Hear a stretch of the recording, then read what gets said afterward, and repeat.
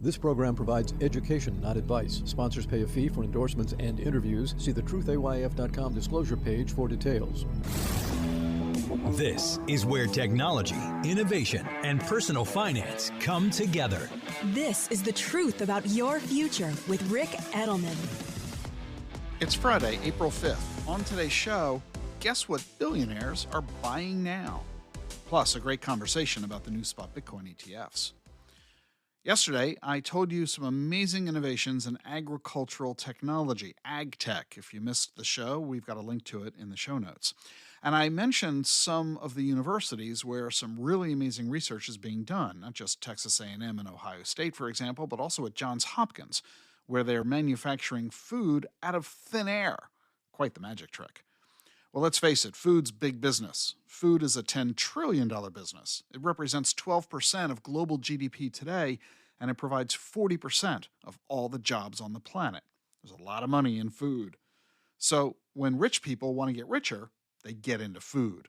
And guess what billionaires are buying now? Not just food companies.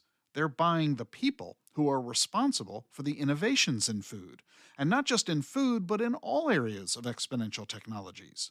Yep, billionaires are now buying scientists. How should you think about Bitcoin? Turn to a specialist. For 6 years, Bitwise has been helping investors access crypto. Bitwise manages the world's largest crypto index fund. They also offer 6 crypto ETFs. You get cutting-edge insights, expert Bitcoin research, and a nationwide team to help. Bitwise helps investors and advisors navigate crypto with confidence. Partner with a specialist. Look for ETFs backed by Bitwise. BitwiseInvestments.com. Carefully consider the extreme risks associated with crypto before investing. One company in particular is Arena Bioworks. It was funded with $500 million from some of the wealthiest families in America. They've been using the money to hire researchers from the top universities in the world, like Harvard and MIT. Scientists are notoriously underpaid. It's routine for a science PhD to earn 50 or 80 grand a year. But Arena Bioworks is offering them salaries up to $1 million.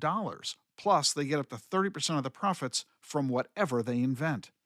The pitch is not just big compensation, it's freedom from the paperwork and bureaucracy that universities and pharmaceutical companies often impose on them that delay or stop innovation. Universities have a limitless supply of low-paid research assistants. Students are willing to work for peanuts in order to get their PhD. And universities are nonprofits. That helps them compete with big pharma. But if you talk to those university scientists and researchers, they're going to tell you that their pay stinks and that it takes years for the university to approve their research proposals. By the time they do get approved, by the time they get funding for their idea, the idea is out of date, and that starts the cycle all over again.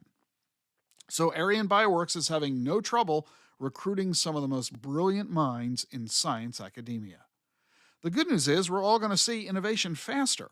It also means, though, disruption among academic institutions. I wonder, though, how much any of us are going to care about that. Coming up next, if you missed my Wealth Management Convergence conference that I hosted in West Palm Beach, Florida last month, I'm going to let you listen in on a great conversation about the new spot Bitcoin ETFs. Support for Rick Edelman's podcast comes from Invesco QQQ.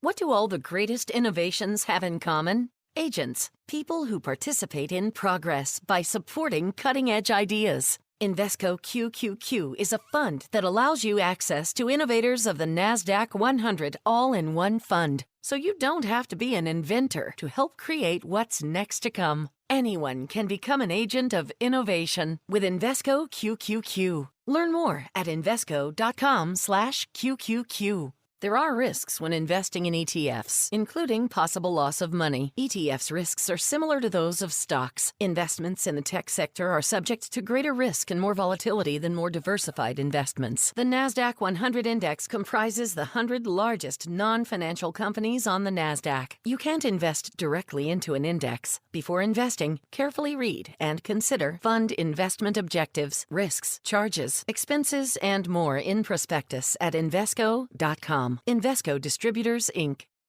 The Truth About Your Future with Rick Edelman is brought to you by Schwab.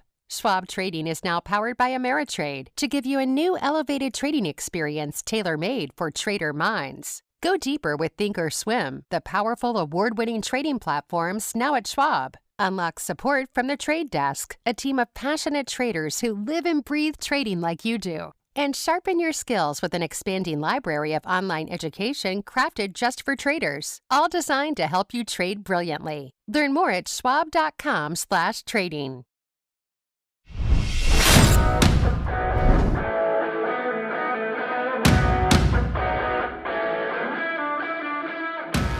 So, without a doubt, one of the most practical subjects that people are having with clients these days has to do with the spot Bitcoin ETFs.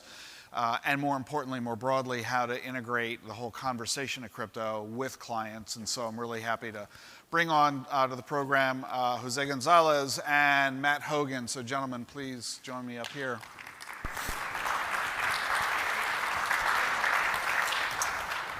Jose, great to see you this morning. Great to see you. Thanks for having me. Thanks, Rick.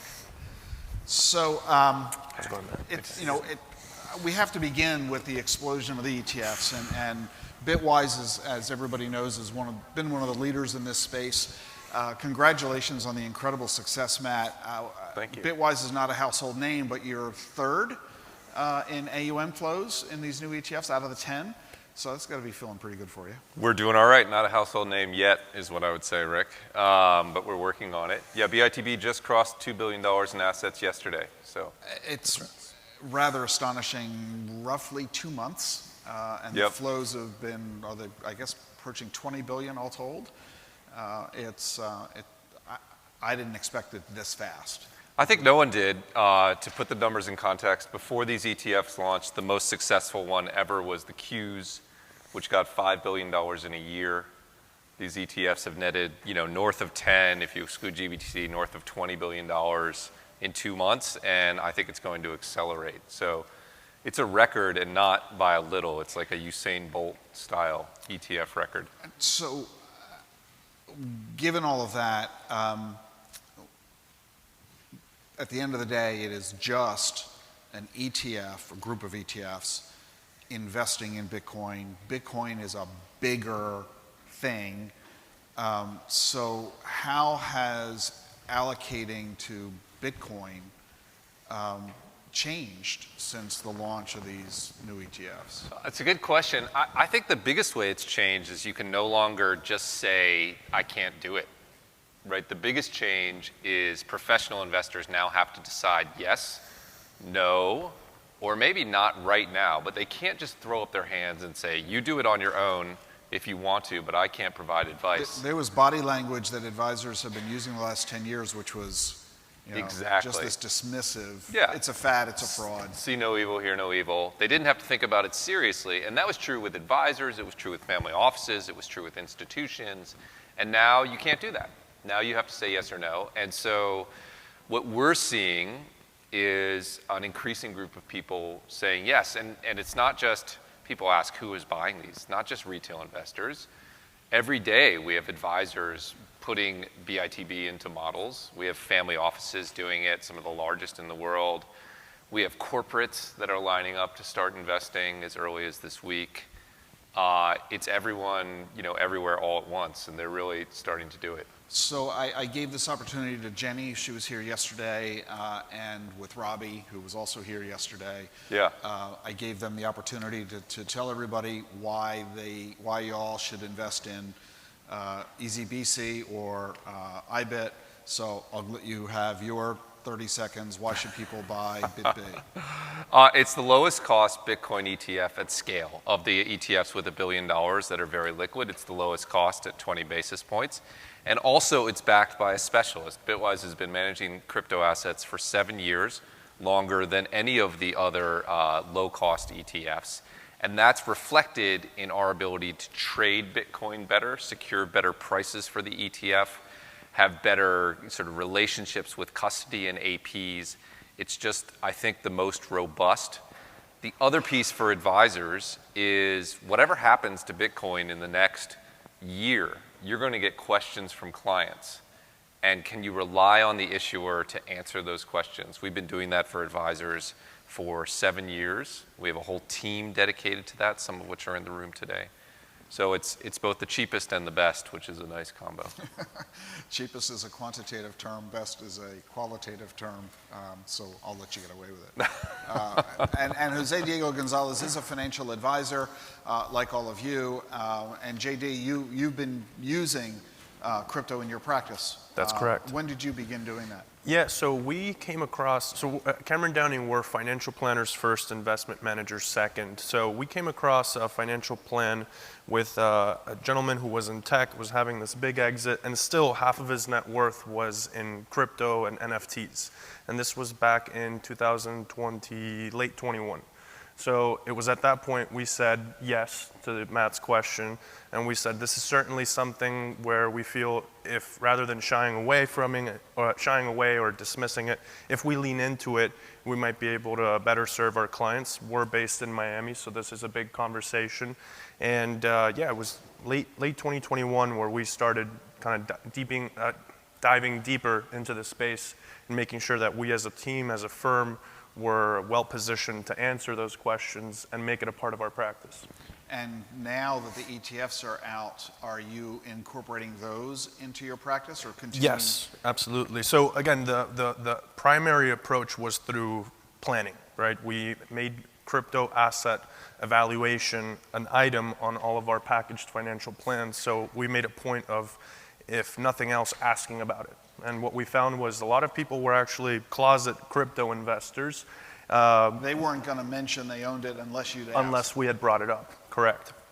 How about raise of hands if you have asked all of your clients if they own crypto? Raise your hands if you've done that. Virtually none of you have done this. We just did a survey. We're releasing the results next week that less than 40% of advisors have systematically asked their clients if they own crypto. You have no clue, and yet many advisors swear none of their clients own it, even though 20% of US adults do, none of mine. And so as you asked them this, were you expecting them to say yes? Were you surprised by the percentage who did say yes? Not so much the percentage. I think it's probably very in line with about that 20%. What was more surprising was who said yes, right? You typically expect your younger clients to be the only ones to say yes, but we have clients in retirement asking us questions about it and saying, hey, should I be a part of this? What's the best approach here?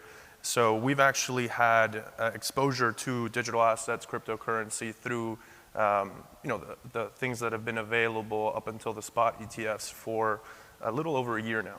And did you find that those who do own crypto are doing it wrong? Meaning they have, in your view, Sure. They've allocated too much to it? It's too big a percentage of the portfolio, or they're too concentrated in what they own, or they bought it at a scary place, like an FTX or something? Sure. In some cases, yes. In some cases, yes. This gentleman that I mentioned to you, he was the first one to bring up, cold storage, hot storage. He was honestly enlightening to have as a client. So most of the people that we've found in our client base that have invested in it have done so through the more popular avenues. So it hasn't been a concern so much of how they've done it. As far as the allocation, again, because it's kind of this closet, I don't speak about it with my advisor, it has been sometimes larger than the typical 1% that we might allocate to. Are you using the new spot Bitcoin ETFs? We are, yes. Actively recommending them for many, most, all clients? We use model portfolios. So when we present portfolios to clients, we certainly touch through all positions. Crypto is in their portfolio. So it's a routine recommendation. That's part correct. Of the overall thing. Yes. What's the allocation you're generally recommending? So at the higher end of our more aggressive models, 2 to 3%. We've gotten it all the way down to moderate, aggressive, moderate growth with 1%. Are you using one of the ETFs, many of them? One of the ETFs. I'm sorry, Matt, I'm going to take the shot here. Which one are you using? Well, Matt, you're in luck. Yes. It's BITB. Thank BITB. you. We appreciate that. I've never been so nervous on stage. Oh, That's hysterical. I really didn't know. That's amazing. Pleasure doing business. Someone's buying someone dinner tonight. That's right, exactly. How did you, all right, then I'll take it a step further. How did you pick Bitwise? Sure. So we've had exposure to the space, like I said, for a while now. Previously, one of those was the BITW, the top 10 index. We didn't want to be in any of these, Global X, like you said in a previous panel, has hyper-focused ETFs. There's the Web3 ones, there's the crypto, NFT ones. We wanted to take just more of an index type approach. So we've been exposed to that space for a while, but when the ETFs came out, that was certainly very interesting. The SEC didn't allow in-kind redemption. It was only cash creation. So that was one of the filters that we, it went moot.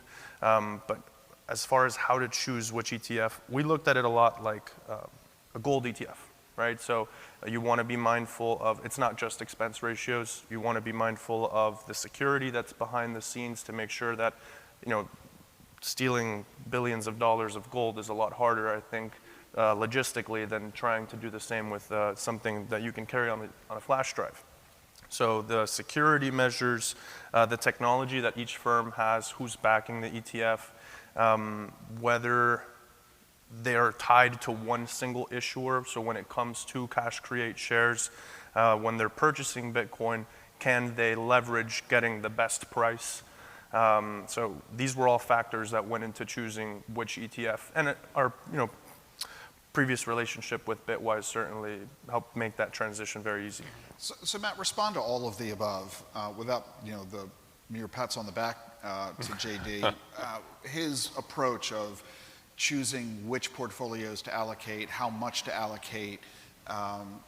Put that in the context of what you think advisors ought to be thinking as they approach crypto as part of a portfolio. Yeah, absolutely. And we've had a great relationship for a while, which we appreciate.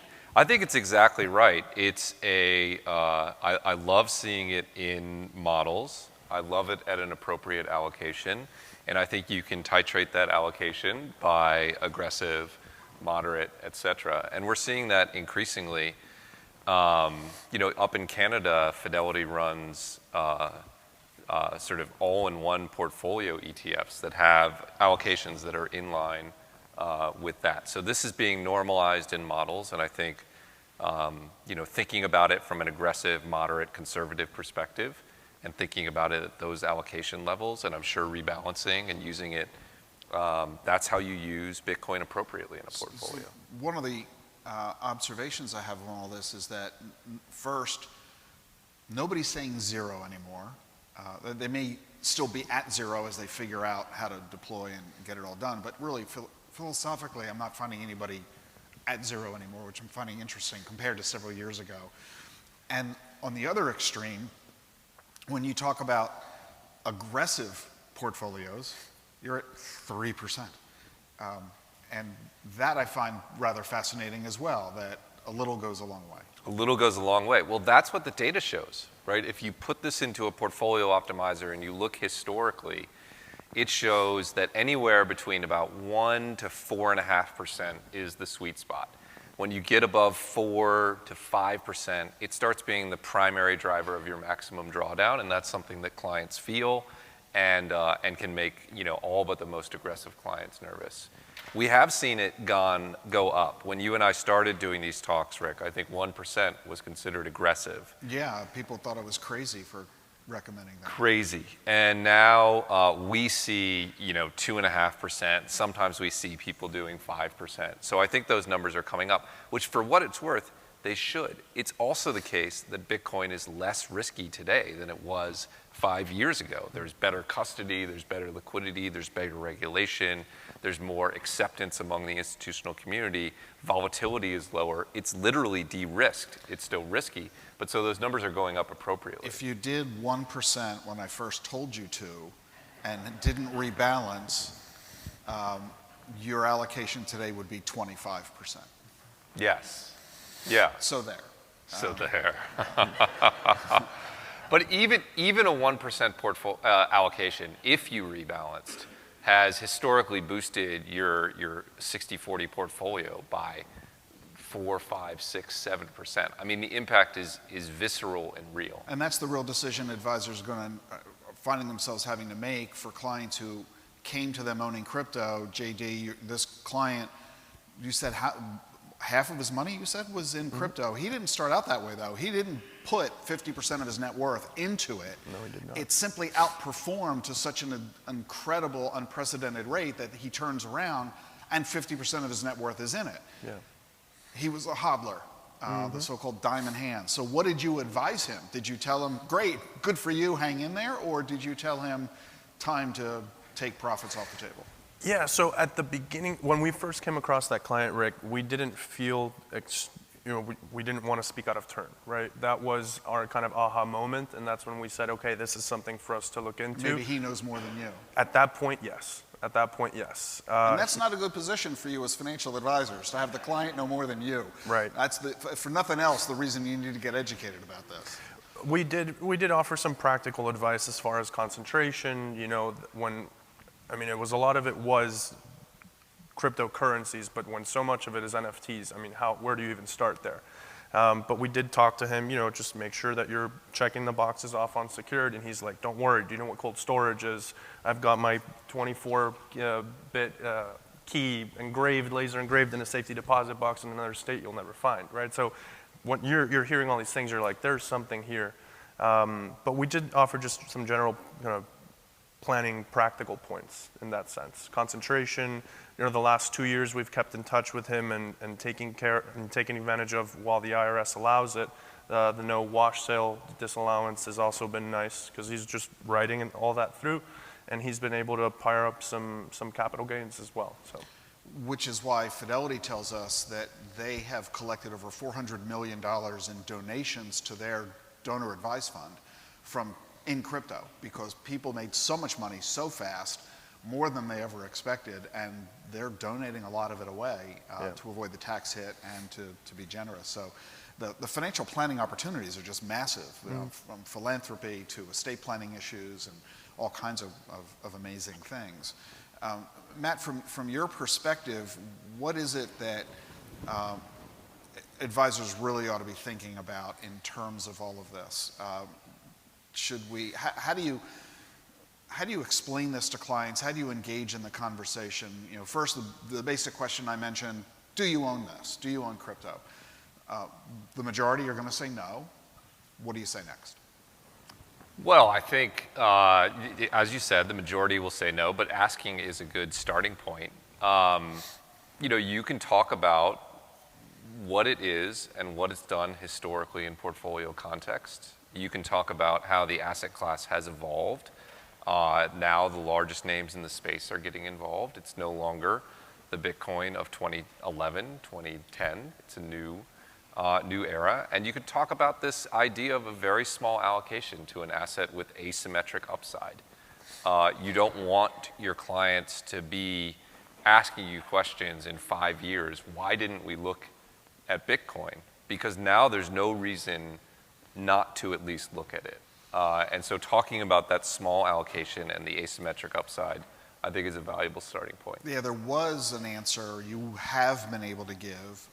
There was no vehicle available to me to provide you. Yes. That answer doesn't exist anymore. It doesn't exist anymore. You could also say there were no serious investors in Bitcoin. That doesn't exist anymore. You could also say your peers were not doing it. That's not true anymore. So all of those excuses have gone away. Now you need to make an active bet. You're actually effectively short Bitcoin if you have no exposure to it versus the global portfolio. So you're making an active bet either way. And I think just having that conversation and talking about a very small allocation is extremely helpful. And so, JD, in your experience, when you talk with clients who don't currently own it, and you bring it up, you mention it as part of the conversation of the overall allocation model, what kind of reactions are you getting from people? All sorts. We still get a lot of the questions of, is this a fad? Is it fraud? We certainly can defend the position, and again, it is small enough where it's not too much of a complaint, but when the upside is there, there clients tend to be very pleased, at least with how Bitcoin's been performing lately. So we've had several types of reactions, but most of them are we're able to talk through it with the client and explain to them the mechanics of a position like this in a portfolio, what the potential upside is, and how we're mitigating downsides with the position. But in the context of planning, if the client doesn't go there, then we want to just ask if nothing else, but if they're not there, then we won't take them there. So you're not forcing it on anyone? No, not with financial planning clients. Those are two distinct services for us. But for the investment management clients, again, the more aggressive portfolios have a sleeve of Bitcoin, and that's we have discretion over the portfolio, so we're not necessarily debating that with the clients. Are you getting objections that have been more the traditional objections of Bitcoin? For example, it's bad for the planet, it's only used for drug dealing and illicit activity? None whatsoever. Not in that sense, no. So Jamie Dimon is like a broken record that, I just love it when my clients aren't listening to him and talks about sex trafficking. I just think that's the funniest thing in the world. But I think, Matt, that there still are some who raise those questions, at least from a due diligence perspective, if only how do I respond to my client? So talk about the bad for the planet conversation, because that to me is still perhaps the most common. Yeah, that one is changing rapidly. The World Bank and the IMF have come out with pieces about how Bitcoin mining is actually helping with localized development and the sort of growth of renewable energy. So you do get these questions. One thing Bitwise has is we wrote a Bitcoin library. It's 23 two-pagers that answer these specific questions. And I do think that one is fading away. Certainly the criminal use one has been fading away. I think the one that people still get hung up on is that Bitcoin doesn't generate cash flow.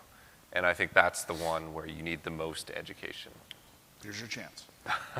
Well, there are plenty of things that are valuable that don't generate cash flow. Gold is valuable, it doesn't generate cash flow. Art is valuable, doesn't generate cash flow. Land is valuable and doesn't generate cash flows. Growth stocks. Growth stocks don't generate cash flows as well. I think it's relatively easy to look at Bitcoin as a $1.5 trillion asset going after a $20 trillion market and say it has a lot of room to grow, and the market may be larger than that. So I think it's fair. It's a fair question, but there are many things in the world that are very valuable and don't generate cash flow, and Bitcoin is just one of those. Get ready to ask your questions of Matt and Jose. There's a lot of really tangible, practical stuff here because unlike AI, this is investable today. And AI, I think, might be more profound in a bigger sense, but that's not really here the way that crypto now is, and particularly the spot Bitcoin ETFs. Are you done, Jose, with the crypto allocation, meaning what you're doing is what you're going to be doing, or are you anticipating that, for example, when Ethereum ETFs come out, assuming they one day do, that you'll then allocate to those as well? Or are you just like we got what we're doing, we're going to stick with that? As more spot ETFs come to market, we certainly want to take a look at them. The use case between Bitcoin and Ethereum are very different, and we did have exposure previously to the top 10 crypto index, so we certainly will take a look at it. But for the time being, I think we're very pleased. A lot of the crypto space is dominated by the price of Bitcoin, so that's probably where we'll be for the time being. And what's your viewpoint, Matt, on the SEC's attitude of the current Ethereum applications?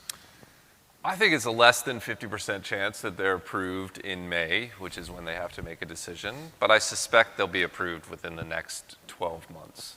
So the SEC is not moving fast on the current applications, which is why I and others, I think Bloomberg rates it at a 35% chance, are skeptical of the early decision window. But long term, we've entered the ETF era of crypto. If you think about what the Bitcoin ETFs have done, they've lowered costs by 90%, made it more secure, and made it easier for folks like you to allocate. That's a win for clients, it's a win for advisors, it's a win for America. I think we're going to get the same thing in Ethereum. But are we going to get it in May? I'm not sure, right? And by that notion, we're then going to see product extension in a really big way. So the ETF innovation machine is the hungriest beast in finance. So it is going to create lots of things. You're going to see momentum strategies. You're going to see covered call strategies. You're going to see volatility downside adjustment strategies. But the biggest thing is the Bitcoin ETFs. And I think they'll have $100 billion of assets, maybe by the end of the year. I think they're going to grow exceptionally fast. But you will see all these new developments, and they'll be exciting. Those are interesting strategies. And like you mentioned, there's some really neat use cases of Ethereum that are blossoming that I think are, trillion-dollar opportunities. Those are exciting. We're still early, but yeah, I think it'll be a while before we get many more crypto assets in ETFs. I think my two key predictions are proving to be wrong. I had projected 150 billion in flows by the end of 25, and like you, I think it's going to happen a lot faster than that. And I've also predicted 150,000 as the price point for Bitcoin by the end of 25, and I think we're going to hit that sooner too. Do you want to talk about price predictions? In December, we put out our 2024 predictions, and Bitcoin was trading at $40,000, and the market was quiet, and we said it was going to double this year, above 80. And this week, we're working on new predictions. Because we're already at 72. We're already at 72. By the end of the week, we could have reached our goal. Look, I think this is going to be a 6-digit asset this year, and it's going through a period of price discovery where all of a sudden, $100 trillion of global capital can now allocate to Bitcoin for the first time ever. We don't know what the price impact will be, but I think it will be, higher than it is today. We talked about exponential technologies in the last session of how things are growing on the exponential curve, not the iterative curve. And we're not used to that in the investment management world. We talk about returns as percentages. In crypto, we talk about returns as X's. It's not 10%, it's 10X. And we need to rejigger our thinking there, because if you're talking about Bitcoin at 6 figures, you're talking about a 50% increase from where we are today. And we normally look at the stock market doing 10% in a year, and we're up 60% year to date. So we need to readjust, which is why you said earlier, a 1 or 2 or 3 or 4% allocation is plenty. But you got to hurry. Firms that are not yet allocating, advisors that are not yet allocating, this is a once-in-a-lifetime kind of a thing. This is an opportunistic play that isn't going to last forever. We're going to continue to see crazy volatility, but... And just to put, concrete context on it, the Bitcoin network produces 900 Bitcoin a day. The ETFs are buying 10,000 Bitcoin a day. Sometimes it's really simple math. And at the end of April, that 900 gets cut to 450. To 450, that is exactly right. And that means that if that demand continues, we need the prices to rise until long-term investors agree to sell their Bitcoin. Just consider that the question is how high it has to go. Every millionaire in the world wants one Bitcoin, they can't have one. Because there's 52 million millionaires and there's only 21 million Bitcoins. That's right. So what does that do to supply and demand? So what are you doing, JD, as a result of all of this conversation in your practice? Are you rebalancing your crypto, or are you telling clients to buy and hold and ride the wave?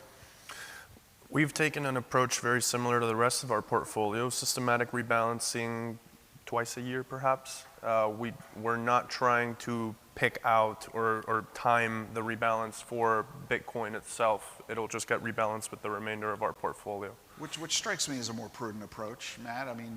Bitcoin will remain volatile, I'm sure you'd agree.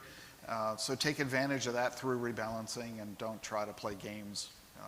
Absolutely. If you want to go into the academic finance of it, the idea of rebalancing a non-correlated asset lets you harvest the volatility and turn the volatility into an asset. That's something people talked about commodities in the 90s, but Bitcoin takes that and 10x it. So there's a lot of value in that rebalancing approach. Questions for Matt or JD? Given that I can have BITB now, why would I as an investor still want to hold it in a cold wallet? Well, it's similar to gold. There are lots of investors in gold who want to hold physical bars against Armageddon or against some disaster unforeseen. The same thing is true with Bitcoin. Many people want to hold it in a self-sovereign format because they want it to be theirs in a concrete sense that no one else has access to. BITB financializes that. It makes it lower cost and easier. I think most people will want sort of that exposure, but some people may still want to hold it. The other reason is you might want to sell it on Saturday. And you can't sell BITB on Saturday. It only trades during the market. So what I expect to see is more people buying ETFs and more people buying Bitcoin directly and holding it. I think you're going to see both activities grow. I think the argument for cold wallets was more applicable prior to the ETFs, and I think they're more applicable for underdeveloped nations where governments are less stable, economies are less stable, and they want more protection, more of the store of value kind of approach. I think we Americans can be kind of lazy and sloppy about it because we fundamentally have a pretty good economy and good financial system. I think that's right. But it is an incredible stack of services, right? The fund is being audited by KPMG, the Administrators Bank of New York. You're getting the largest institutional custodian. You're getting access to institutional pricing when you're buying and selling Bitcoin. And I was surprised. The pricing is worth noting. I was really, another one of my predictions that was wrong. I thought that the pricing of these ETFs were going to come in at around 70 to 80 basis points because it's a more expensive asset to trade and custody than an ordinary stock fund. And the price war hit, so now we're in the 20s for most of the case, and you folks work really hard to get down to 220. It's gotten to the point now where it's cheaper to buy Bitcoin through these ETFs than to do it at Coinbase. I never would have predicted that. Yeah, yes, I agree the prices are low, although that's true in other ETFs. It's cheaper to buy an emerging market ETF than it is to go source emerging market stocks and compile your own basket. ETFs are a beautiful technology that bring institutional pricing to every investor. And by the way, I'm not sure if you're familiar with Matt's background. He, before moving to crypto, was one of the creators of ETF.com. He was the CTO there and ran, along with Don, Inside ETFs. Don was the COO, working with Matt for 20 years. So he brings his ETF capabilities and experience to this conversation. So the marriage of the two technologies is kind of amazing for you. That is exactly right. The other thing I'd say about the low costs, and it is beautiful to see my high school friends and college friends come together in ETFs and crypto. The other thing I'd say about the cost is, people asked me, how can you build a business on 20 basis points? Well, I think this is a $20 billion product. Right? I don't think it's a $1 billion or $2 billion product. So if you scale the opportunity, then the pricing makes a lot of sense. And I think that's where we're going. And you did that by waiving the fee in the first place for first billion, figuring it'll be a year before we start collecting any revenue, and it took a month. It took a month, yeah. So we're very excited, yeah. Yes, I wanted to know how you decide what to sell to add Bitcoin. JD, to allocate to Bitcoin, or what did you take out of the portfolio, or what allocation did you lower? So we have about 60-70% of the portfolio in our core, and we have sector allocations for the remaining percentage. One of those sleeves was Disruptive Technologies. So this fit very nicely into that sleeve. We didn't find it very difficult to figure out, what part of the portfolio do I have to sell off to make this fit? We already had kind of a very forward-looking allocation in the portfolio, and this fit very nicely into it. So Jose mentioned earlier BITW, which is a tool for diversification that has done perhaps, or has kept up as well with the Bitcoin ETFs since they've come out. Yet it's selling at a substantial discount to the value of its underlying assets. I was wondering if you could discuss whether you see any catalysts that would close that gap. Yeah, absolutely. BITW is our flagship product. It's the Bitwise 10 crypto index fund. We've been running it for 7 years. It trades as an OTCQX traded trust, which means it trades like a closed-end fund. And currently it's trading at discounts. Previously it's traded at premiums. We don't control those premiums or discounts. When I think about what factors could cause the discount to reduce, I think there are probably three. One, we've committed to converting that to an ETF as soon as the SEC will allow. Now, we don't know when that will be, and we can't guarantee that it will occur. But we're building an ETF business, and that's our intent. And that would cause the discount to effectively go to zero if and when it occurs. The second thing is we're talking about BITW every day with an increasing number of advisors that we know because of the interest in the Bitcoin ETF. So it's, as I mentioned, our flagship product. I'm very proud of it. It has the majority of my crypto wealth invested in it. And the third thing is, historically, what happens in the crypto market is Bitcoin rallies first, and then we get a rotation into alternative assets, alternative coins, Ethereum, and further down the chain. And that is the environment where an index-based approach starts to shine. It doesn't shine as much when Bitcoin is leading the market, right? Because why would you want diversification? You can just have Bitcoin. But it tends to shine when those other assets, when people realize those other assets are important. And if we enter that sort of alt cycle, we would also expect increased demand. But make no mistake, we wake up every day thinking about BITW. So JD, you own BITW. Are you keeping it? Are you moving the assets to BITB? What's your viewpoint on it? Already did. We already moved out of BITW and into BITB. And we're not trying to time things, but because of this very nascent and exciting ETF launch, there's a lot of institutional money that has yet to be approved to be able to even go near this. We want to be there for that. We want to be there for that. So a little bit of concentration coming from a top 10 index, but we did move out of BITW. My view's a little bit different. I own BITW, have for a long time, have not sold it. I also own BITB along with several of the other new ETFs. And my view, like Matt's, is that I think what we're going to discover is that advisors who are relatively new to this, certainly new to the implementation of crypto, are using the ETFs as a wonderfully accessible and convenient, low-cost way to begin their journey down that rabbit hole. But they'll relatively soon begin to realize all they did was give their clients Bitcoin. And that's not a diversified position. And they will then seek a diversification opportunity. There aren't many of them. BITW is the oldest and I think the best outlet for that. So I do think, to your point, you're going to have a vast new audience of interest, which will likely aid in the premium discount situation. So I think that does make sense. I like that. Other questions? Yes. Rick, thanks. It's been a fantastic panel, fantastic event. This is a little self-serving question for Matt, and Rick, you as well, and then JD.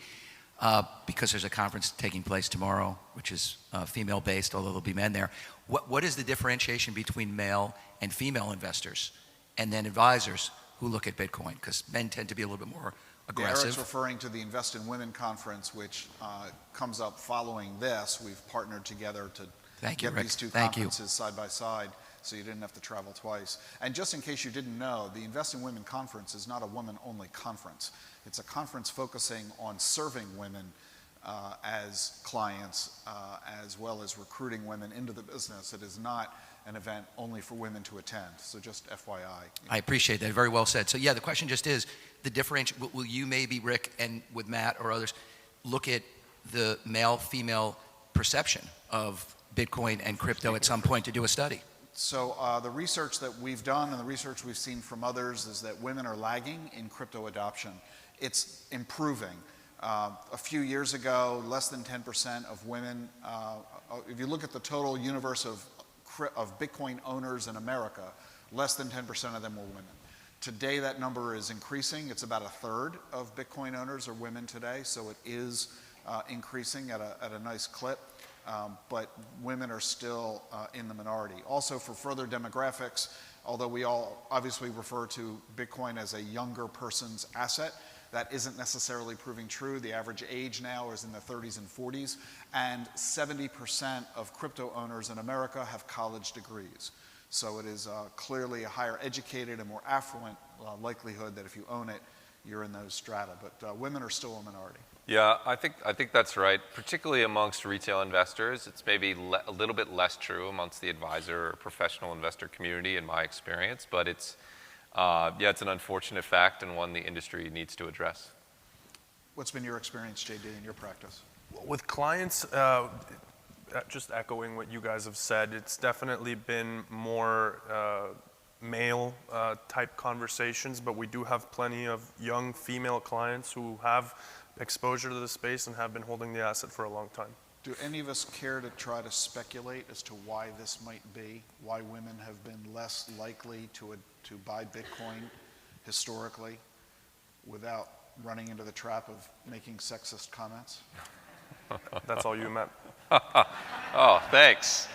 Or did I just make a sexist comment by asking the question? I don't know. Observationally, the crypto industry started as predominantly male and still is, unfortunately, biased in that direction. And I think that may have had an impact. The only reason I can, and that's a good theory, that it's just a tech, the tech bro nonsense of the early days of crypto. The only theory that I can think that comes to mind is that women are more thoughtful, pragmatic investors. And when I say less risk averse, I don't mean that in a pejorative sense. I mean in a more appropriate. We know that women are better investors than men. All this data tells us this, that women make more money than men do in their investments because they trade less. And we know the more you trade, the more transaction costs you incur, and the more market timing you engage in, and the lousier your results. Women are more patient. And by being less risk averse, they're less likely to play a market timing game, and their results are better. And when you look at crypto, certainly in the older days of what is this, and is it a fad, is it a fraud, is it real, does it make sense, women were likelier than men, I think, to say, let me watch for a while before I do this. And that's the only reason I can think of. And while that may have been a disservice, because who would have guessed the incredible performance of Bitcoin over the last decade, and they missed out on that more than men did, I think it'll likely serve them better in the future, because once women do engage, they will engage in a more mature, responsible, effective way than some of the men may. Mm-hmm. So if there's sexism there, it's anti-man, I suppose. So let me ask you, Matt, we've only got a moment or two left, but yeah. I'd love to have you always talk about this when we speak frequently in our webinars and podcasts and on stage. But it is, I think, still remaining to be the most important conversation. Is the excitement about Bitcoin today has been the incredible run-up. The crypto winter's over. Bitcoin's up 60% year to date, and the development of the ETFs, they're up 40% plus. It's all about the price, it's all about the hodling, it's all about the investment opportunity, but we sometimes forget, at the end of the day, this is a fundamental technological innovation that has incredible business benefit. Talk about the use cases, the whole reason why there's a there. Yeah. I mean, broadly speaking, crypto, public blockchains bring finance into the internet age. One application is having an asset you can store yourself that's not exposed to fiat degradation, which in a time when the US is printing $2 trillion annual deficits is appealing. But there are many other applications. I'll give you just one that's really easy to understand, which is stablecoins. Stablecoins get discussed. Stablecoins are digital representations of a dollar that can be traded on a blockchain, and they get discussed as a trading tool. But here are two other ways to think of it. Today, anyone around the world can open effectively a US bank account with their cell phone instantaneously and access stablecoins. And if you don't think that's a valuable app, talk to somebody in Egypt that just had their currency devalued by 40%, or talk to somebody in Argentina. US bank accounts in every pocket around the world is enabled by blockchains like Ethereum and Solana, and it's happening now. That's a $140 billion market. I think it'll be a $10 trillion market. And you also have large institutions like PayPal taking that and reinventing payments, because you can do payments more efficiently here in the US. That's not crypto in a traditional sense, but it's enabled by public blockchains like Ethereum and Solana. Without that, you wouldn't have a US bank account one click away in sub-Saharan Africa, but now you do. And I think that's a very real innovation. One of the most fun statistics I like to talk about is Nike and the revenue they're generating out of their NFT activity. That's right. $200 million in revenue at 90% gross margins or 95% gross margins last year, selling digital sneakers, which may sound goofy to people, but $200 million doesn't sound goofy. And I'd also add that people spend much of their lives online. And for many sort of digital natives, showing off online is more important than showing off online. You can have your avatar wear these sneakers when you're playing a video game? That's right, and you can port them into video games, and you can design the sneakers, and then you could sell your designs. So you can be a Nike shoe designer today and create digital sneakers that you wear in games that millions of people use, and then sell those shoes to other people. And that's open sourced. Anyone can do that. Try doing that with physical shoes. Walk into Nike's factory and get them to build you your own shoe that you can sell. You're not going to do it. But once you have a blockchain, you can do that in all digital worlds instantaneously. And it's $200 million. And if you're running a Nike competitor and you're looking at Nike that just poofed $200 million in profits out of thin air last year, do you think you're going to do the same thing? Do you think you're going to have Rick's socks online in various video games tomorrow? Of course you are. And that's just one application. That could be tens of billions of dollars in fashion revenue within 2 years, selling to young, affluent, digitally native people. That's going to be very attractive, and that's just another use case. I could go on for like 10 of these examples of building $10 billion, $100 billion opportunities with this new technology that takes finance and money and property rights and puts them natively online.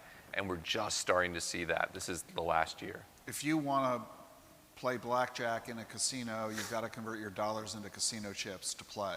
If you want to play in crypto, you have to convert your dollars into the native tokens, and it's called Bitcoin. And that's why fundamentally this isn't something any of us can ignore any longer. You'll improve your portfolios, your client relationships, and your practice, which is why we titled this session that title. Matt Hougan and JD Gonzalez, thanks so much for being with us today. Support for Rick Edelman's podcast comes from Invesco QQQ.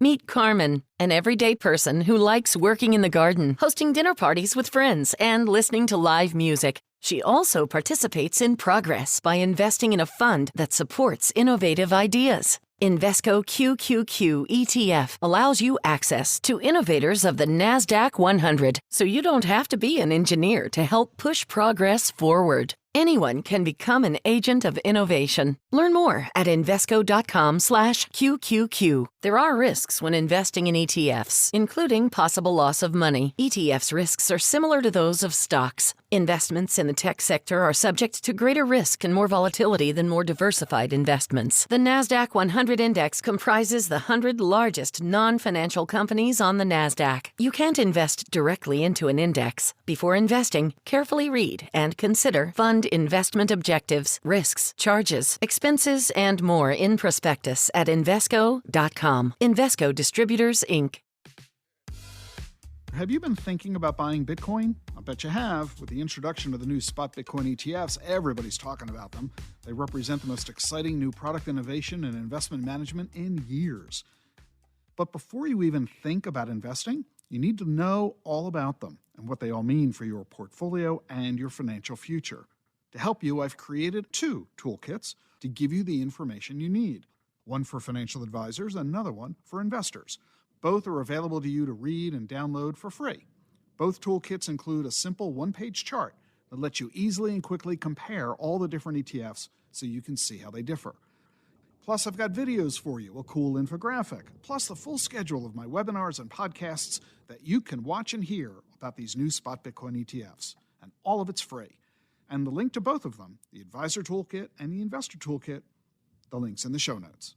On Monday's show, I'm going to answer some of the questions you've sent me to AskRick@thetruthayf.com.